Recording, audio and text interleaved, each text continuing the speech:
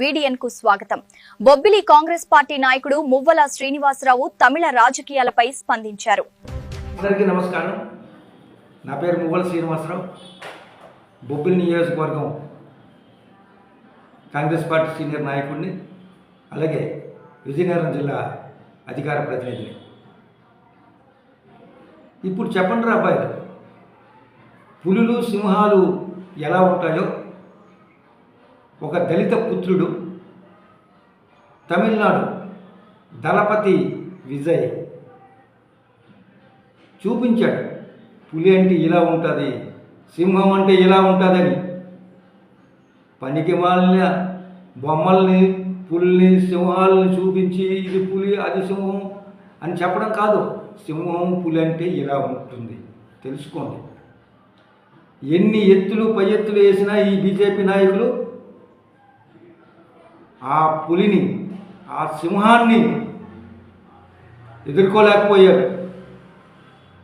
ఈరోజు 107 సీట్లతో single party, అతి పెద్ద పార్టీగా ఈరోజు తమిళనాడులో అవతరించింది.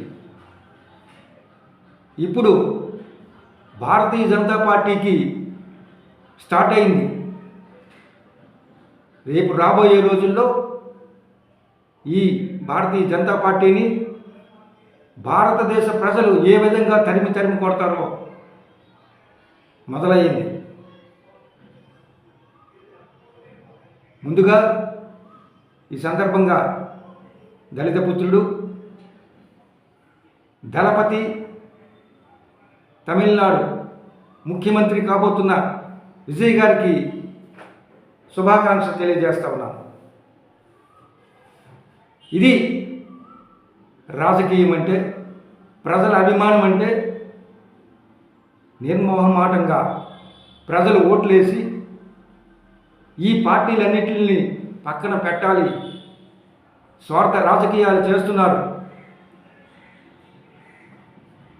తప్పుడు రాజకీయాలు చేస్తున్నారని చెప్పి ప్రజలు గుర్తించారు. అందుకే ఈరోజు అన్నా డిఎంకే కలవాలని ఒక ఎత్తేసారు ముఖ్యమంత్రి అయిపోవడానికి. దీనికి కారకులు వెనకాల బీజేపీ పార్టీ ఉంది. ఈ బీజేపీ పార్టీ భారతదేశంలో అనేక రాష్ట్రాలను హస్తగతం చేసుకుంది.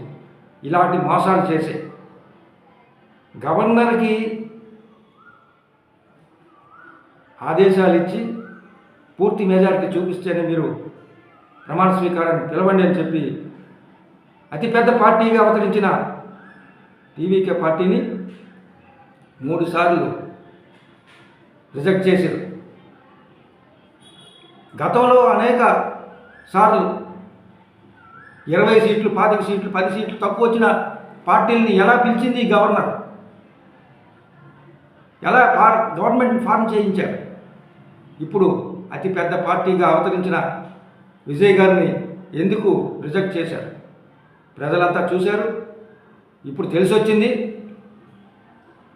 ఇప్పుడు బీజేపీ పార్టీకి మొదలైంది.